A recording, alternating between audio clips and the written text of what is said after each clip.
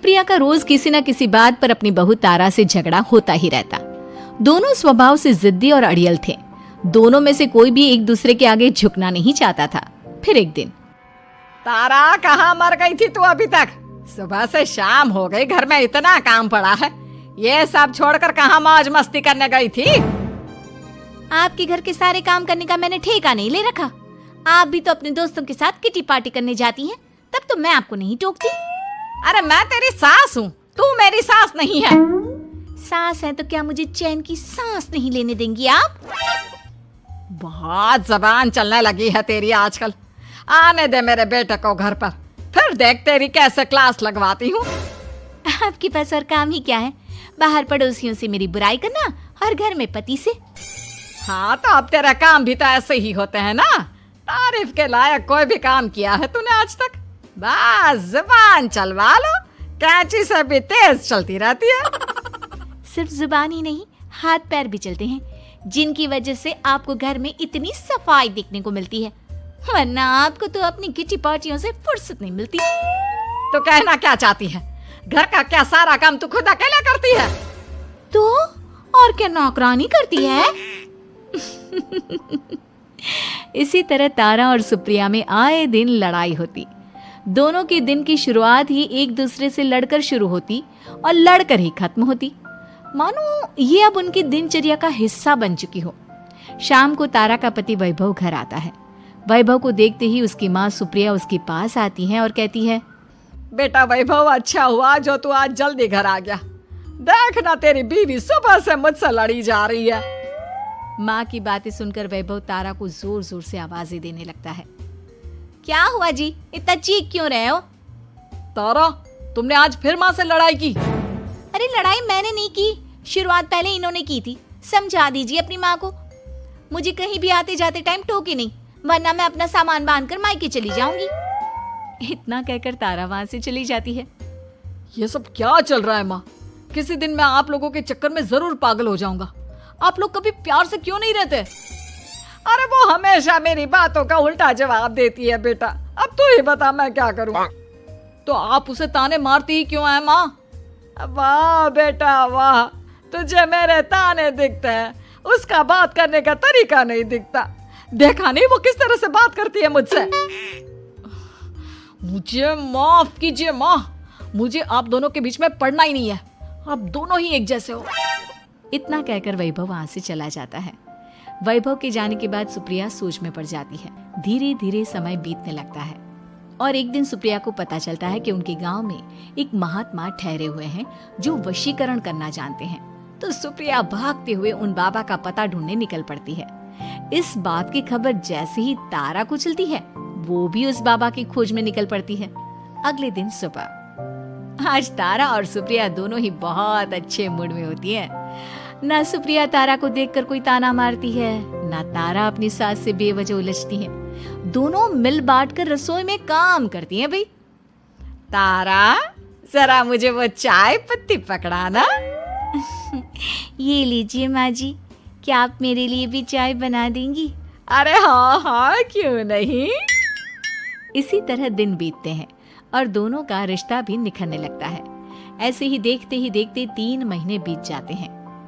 आजकल ये मैं क्या देख रहा हूँ? अचानक आप दोनों के बीच इतना प्यार कैसे हो गया?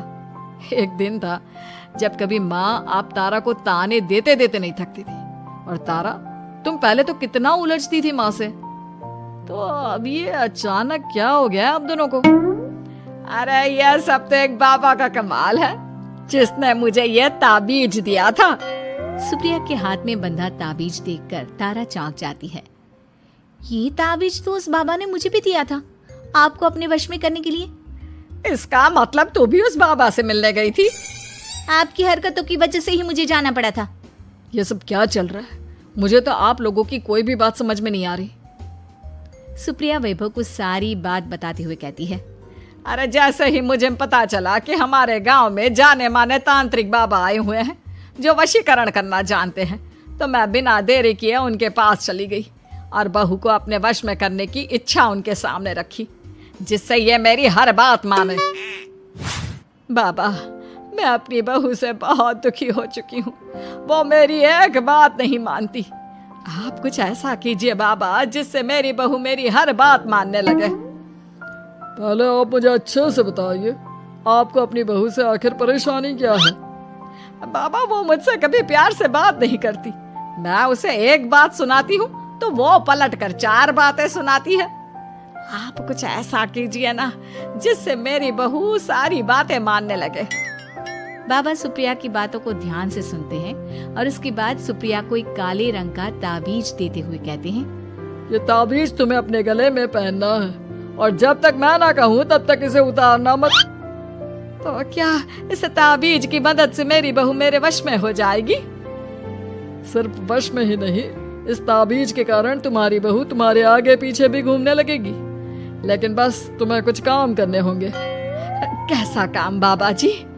तुम्हें अपनी जुबान पर काबू रखना होगा।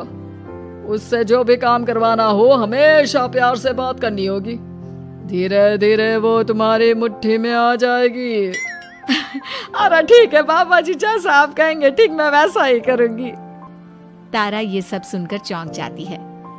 ऐसा ही कुछ तो मेरे साथ भी हुआ था जब मैं उस बाबा से मिलने गई थी। बाबा जी, मैं अपनी सास से बहुत तंग आ चुकी हूँ। वो हर रोज किसी न किसी बहाने मुझसे लड़ती रहती हैं। आप प्लीज कुछ ऐसा करिए ना जिससे मेरी सास सुधर जाए और मुझे बेवजह टोकना बंद कर दे। तारा की ये बातें सुनकर पहले तो बाबा सोच में पड़ जाते हैं। उसके बाद वो तारा को भी काले रंग का ताबीज पकड़ाते हुए कहते हैं, ये लो बिटिया, इसे अपने गले में पहन लो और जब तक मैं तुम्हें इसे उतारने के लिए ना बोलूं तब तक इसे उतारना नहीं। इस ताबीज को पहनने से तुम्हारी सास तुमसे प्यार करने लगेगी और दिन रात तुम्हारे आगे पीछे घूमेगी। ये सुनकर तारा बेहद खुश हो जाती है। बाबा, इस ताबीज का असर कब तक होगा? अगर तुमने मेरी सारी बातें मानी तो इस ताबीज का असर तुम्हें 2 दिन बाद ही दिखने लगेगा। उसके लिए सबसे पहले तुम्हें अपनी सास को इज्जत देनी होगी, उनके साथ प्यार से बर्ताव करना होगा और अगर कोई भी काम भी करवाना हो तो प्यार से ही बात करनी होगी। फिर देखना वो कैसे तुम्हारे इशारों पर नाचती है। ठीक है बाबा जी, जैसा आपने कहा है मैं ठीक वैसे ही करूंगी। इसका मतलब उस बाबा ने हम दोनों को एक जैसे ताबीज देकर पागल बना दिया। जरूर कोई ढोंगी बाबा होगा। इतने में ही बाबा भी उनके घर पहुंच जाते हैं और मुस्कुराते हुए उनकी ओर आते हैं और उनसे उनके हालचाल पूछते हुए कहते हैं, ताबीज का असर हुआ या नहीं? बाबा जी, आपने हमें एक ही जैसा ताबीज देकर पागल बनाया है। ऐसा कैसे? ताबीज ने अपना काम तो पूरा ही किया है। आप दोनों को देखकर लगता तो नहीं कि अब भी आप लोगों के बीच कोई खटपट है। खटपट तो नहीं है बाबा जी। अब तो मेरी बहू मेरी हर छोटी बड़ी जरूरतों का ख्याल रखती है, मेरी सेवा करती है। हाँ, वैसे अब तो मम्मी जी मुझे ताने भी नहीं देती और ना ही कहीं आने जाने में टोकती हैं। जानते हो ये सब कैसे संभव हुआ? कैसे बाबा जी? यह सब तुम दोनों के कारण ही संभव हुआ है। मैंने जो ताबीज दिया था वो सिर्फ एक धागा ही था। ये चमत्कार तो तुम दोनों ने अपनी जुबान पर संयम रखकर प्यार और संयम के साथ काम करके किया है। बिटिया, कुछ कमी तुम्हारे अंदर थी तो कुछ कमी तुम्हारे सास के अंदर थी। इसीलिए तुम दोनों को सुधारने और तुम्हारी गलती का एहसास कराने का यही एक रास्ता था। बाबा की ये सारी बातें सुनकर सुप्रिया और तारा एक दूसरे की ओर देखने लगते हैं। अब उन दोनों को अपनी गलती का एहसास होता है। शायद आप सही कह रहे हैं बाबा। मैंने कभी अपनी बहू को समझने की कोशिश ही नहीं की। मैंने भी तो कभी आपकी उम्र और ओहदे का लिहाज नहीं किया और जो जब मन में आया बोलती चली गई। हो सके तो मुझे माफ कर देना मम्मी जी। चलो फिर, अगर सब ठीक ही हो गया है तो बाबा जी अब आप भी वापस अर्जुन बन जाइए। वैभव की बात पर बाबा अपनी नकली दाढ़ी हटाते हैं तो उसे देखकर सास बहू हैरान रह जाती हैं। अरे अर्जुन भैया, आप? हाँ भाभी, आप दोनों के रोज रोज वाले झगड़ों से परेशान होकर एक दिन मेरे इस दोस्त ने एक प्लान बनाया और मेरी मदद मांगी, तो मैं इनकार कैसे कर सकता था। और देखिए आज उसका नतीजा हम सबके सामने है। सब जोर जोर से हंसने लगते हैं। अनामिका की सास पुष्पा अपनी बहू को कुछ खास पसंद नहीं करती थी और इसीलिए दोनों सास बहू में आए दिन झगड़ा होता रहता था। सास बहू के झगड़े के चक्कर में अनामिका के पति मोहित की जिंदगी मुश्किल में पड़ गई थी। बेचारा बार बार माँ और बीवी के झगड़े को सुलझाता ही रहता था, लेकिन दोनों समझने का नाम नहीं लेती थी।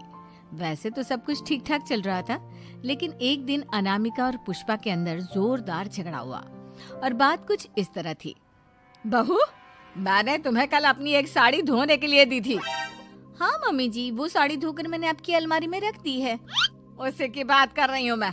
जरा देख तो, इस साड़ी को देखकर किसी भी तरह से लगता है ये धुली हुई है। अरे मम्मी जी, मैंने आपकी साड़ी वॉशिंग मशीन में अच्छे से धोकर सुखाकर आपकी अलमारी में तह बनाकर रखी थी। आपके तो नखरे खत्म ही नहीं होते। अरे कैसी बात कर रही है मुझसे, मेरे नखरे? अरे मोहित, जरा ये देख तो, ये साड़ी धुली हुई लग रही है क्या? अरे मम्मी, जब अनामिका कह रही है कि उसने साड़ी धोई थी तो मान लो ना। हर बात पर झगड़ा करना जरूरी है क्या? क्या है ना मोहित, तुम्हारी माँ को तो मेरे हर काम में नुस्ख निकालने की आदत पड़ गई है। जब तक दो चार खरी खोटी सुना नहीं लेती ना, इनका दिन नहीं निकलता। अरे चुप कर, बहू होकर मुझे जवाब देती हो। एक तो गंदे कपड़े उठाकर अलमारी में रख दिए, ऊपर से कैंची की तरह कचर कचर बोली जा रही हो। अरे मम्मी जी, आपको समझ में नहीं आता क्या? मैंने साड़ी धो कर रखी थी, तो फिर इतनी गंदी क्यों लग रही है? अब मुझे क्या पता मम्मी जी, आप इस पर इस तरह तेल और घी की चिकनाई के दाग लगाकर लाएंगी तो ये मेरी जिम्मेदारी थोड़ी ना है। अरे तो हाथ से धोना चाहिए था ना। मैं आपकी बहू हूँ, नौकरानी नहीं जो एक कपड़ा रगड़ रगड़ कर हाथ से धो दूंगी। आपको पहननी है तो पहनिए, नहीं तो रख दीजिए। तुझे तो मैं अच्छी तरह बताऊंगी, मुझे जवाब देती है। एक दिन सुबह के वक्त, अरे अनामिका, मेरी व्हाइट शर्ट कहाँ है? आज ऑफिस में बहुत बड़ा प्रेजेंटेशन है और मुझे वो व्हाइट शर्ट पहन कर जाना है। मुझे पता है, आपने मुझे 2 दिन पहले ही बता दिया था और आपकी शर्ट मैंने धोकर अच्छी तरह आयरन करके अलमारी में लगा दी है। जाइए वहां से ले लीजिए। अनामिका, ये तुमने क्या किया?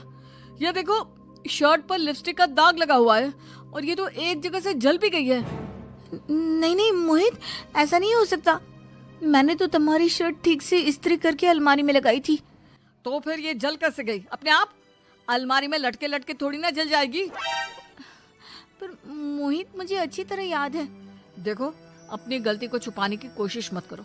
और अगर शर्ट जल भी गई थी तो तुम्हें पहले बताना चाहिए था ना, मैं नई शर्ट लेकर आ जाता। अब ऐन वक्त पर शर्ट कहाँ से लेकर आऊं? मेरा इतना इम्पोर्टेंट प्रेजेंटेशन था, सब खराब हो जाएगा। अरे बेटा, क्यों परेशान होता है? ये देख, मैंने तेरे लिए पहले से ही एक नई व्हाइट शर्ट ला कर रखी है। लेकिन मम्मी, आप मेरे लिए व्हाइट शर्ट क्यों लेकर आई? अरे मुझे पता था तेरा प्रेजेंटेशन होने वाला है और अपनी इस बहू पर तो मुझे बिल्कुल भी भरोसा नहीं। क्या पता मेरी साड़ी की तरह तेरी शर्ट भी गंदी करके रख देती। और देख, वही हुआ ना। बेटा, सारी टेंशन छोड़ और ये नई शर्ट पहन कर जा।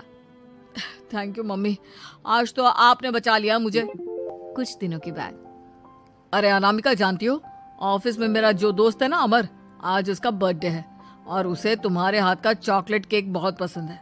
थोड़ा सा बनाकर टिफिन में रख दो ना प्लीज। हाँ हाँ क्यों नहीं, मैं बहुत अच्छा केक बनाकर आपके दोस्त के लिए रख दूंगी। तुम्हारे हाथ का खाना खाकर तो वैसे ही मेरे ऑफिस के सारे लोग इतनी तारीफ करते हैं, क्या बताऊं। आप प्लीज एक अच्छा सा केक और बना दो, मेरी तो ऑफिस में शान बढ़ जाएगी। अनामिका केक बनाने के लिए रख देती है। पुष्पा चुपचाप जाकर उस पे ढेर सारा नमक डाल देती है। देख अमर, तेरी भाभी ने तेरे लिए चॉकलेट केक बनाकर भेजा है, तुझे बहुत पसंद है ना? यार तू बहुत किस्मत वाला है, भाभी इतना अच्छा खाना बनाती है और साथ में केक भी। वैसे भाभी को थैंक यू बोलना। थैंक यू बाद में, पहले तो ये केक खा कर देख, बहुत मेहनत से बनाया है अनामिका ने। अरे यार, इस केक में तो बहुत सारा नमक है, लगता है भाभी ने शक्कर की जगह खूब सारा नमक डाल दिया है। अरे मोहित, तू तो अपनी बीवी की कुकिंग की बहुत तारीफ करता फिरता है। जरा पूछना अपनी बीवी से केक में नमक कब से डलने लग गया। क्या यार, तुझे भी मेरा ही जन्मदिन मिला था बिगाड़ने के लिए? केक नहीं लाना था तो मत लाता, कम से कम मुझे इस तरह नमक वाला केक तो नहीं खिलाता। अरे नहीं यार, अनामिका ऐसा नहीं कर सकती, जरूर कुछ गड़बड़ हुई होगी। घर जाने के बाद अनामिका, अगर तुम्हारा केक बनाने का मन नहीं था तो ना बनाती, लेकिन मेरी बेइज्जती करवाने की क्या जरूरत थी? अरे आपकी बेइज्जती, ये आप क्या कह रहे हैं? मैंने तो सुबह आपको इतने अच्छे तरीके से केक बना कर दिया था। हाँ, लेकिन उसमें इतना सारा नमक डाल दिया था कि आज ऑफिस में मेरा अच्छा खासा मजाक बना है। मेरे सारे दोस्त हंस रहे थे मुझ पर। अरे बेटा, मैंने तो तुझे पहले ही समझाने की कोशिश की थी। एक नंबर की गैर जिम्मेदार है ये लड़की, कोई काम ठीक से नहीं करती। उस दिन भी गंदी साड़ी रख दी थी मेरी अलमारी में और झूठ बोल रही थी। कुछ दिनों के बाद अनामिका देखो, मैंने अपना लैपटॉप चार्जिंग पर लगाया है, उसे अच्छी तरह चार्ज होने देना। मेरी एक अर्जेंट मीटिंग है, प्लीज बीच में से हटाना मत। हाँ हाँ ठीक है, मैं नहीं हटाऊंगी। पुष्पा चुपचाप से जाकर चार्जिंग का बटन बंद कर देती है। थोड़ी देर बाद अरे ये लैपटॉप चार्ज क्यों नहीं हुआ? और ये बटन किसने ऑफ कर दिया? अनामिका, इधर आओ। क्या हुआ? क्यों चिल्ला रहे इतना?